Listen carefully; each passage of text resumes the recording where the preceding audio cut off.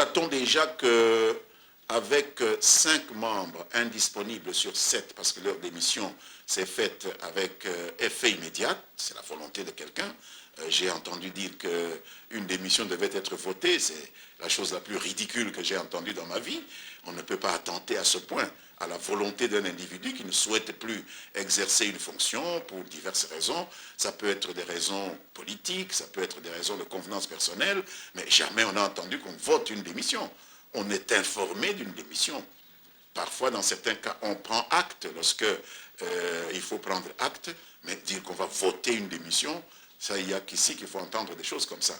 Donc nous croyons que le bureau n'est plus à même de tourner, que ceux qui restent le veuillent ou ne le veuillent pas. Le règlement intérieur est clair, la Constitution est claire, le bureau prend ses décisions à la majorité absolue des membres qui le composent. Ce n'est pas la majorité de ceux qui sont présents. Si c'était la majorité des membres qui sont présents, même 2 pouvaient continuer. Mais ici, c'est la majorité absolue, donc c'est le nombre des membres qui composent. Dès que 5 sur 7 se sont déportés, il n'y a plus possibilité pour le bureau de fonctionner. Il y a impossibilité. Donc, le Parlement se retrouve sans direction, sans tête. Il faut absolument apporter une solution à cela. Qu'est-ce qui va se passer concrètement, Monsieur le ministre? Il faut demander à ceux qui ont la charge du Parlement de vous donner une réponse. Le Parlement a ses règles. Hein. Vous savez, ce n'est pas ici que ces règles s'édictent. Nous nous contentons simplement de gérer. Oui, nous nous contentons de gérer notre représentation au bureau du Parlement comme famille politique. Donc, le Parlement trouvera des solutions. Il a une administration. Il y a de toute façon le chef de l'État qui exerce une fonction de régulation de l'ensemble des institutions. Si on a une institution qui a des organes mis dans l'impossibilité de fonctionner, il est prévu dans la Constitution que le président de la République, en tant qu'institution, puisse prendre les mesures qu'il faut pour assurer la continuité du fonctionnement des institutions.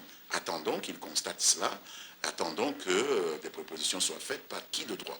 Monsieur le ministre Médé, s'agissant du président de l'Assemblée nationale, beaucoup se demandent quel va être son sort politiquement parlant. Moi, je pense qu'ici, nous sommes face à une liberté de choix. Le président de l'Assemblée nationale est un cadre du premier parti, de la majorité. À ma connaissance, il n'a jamais été exclu de ce parti. Il n'en est pas encore parti. Donc, il reste un cadre du PPRD. À ma connaissance, le président de l'Assemblée nationale est un élu. Pour être président de l'Assemblée nationale, il faut être député. Donc, nous, famille politique, n'avons aucun pouvoir de lui retirer son mandat de député. Donc, il restera député s'il quittait le perchoir. Et pour le reste, je pense que c'est à lui, et à lui seul qu'il faut poser la question de ce qu'il compte faire de son avenir politique.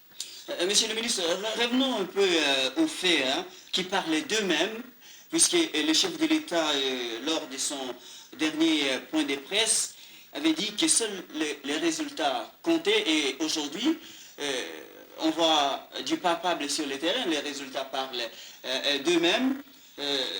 Au début de l'émission, je vous ai posé la question sur les profits, si vous voulez, les bénéfices du succès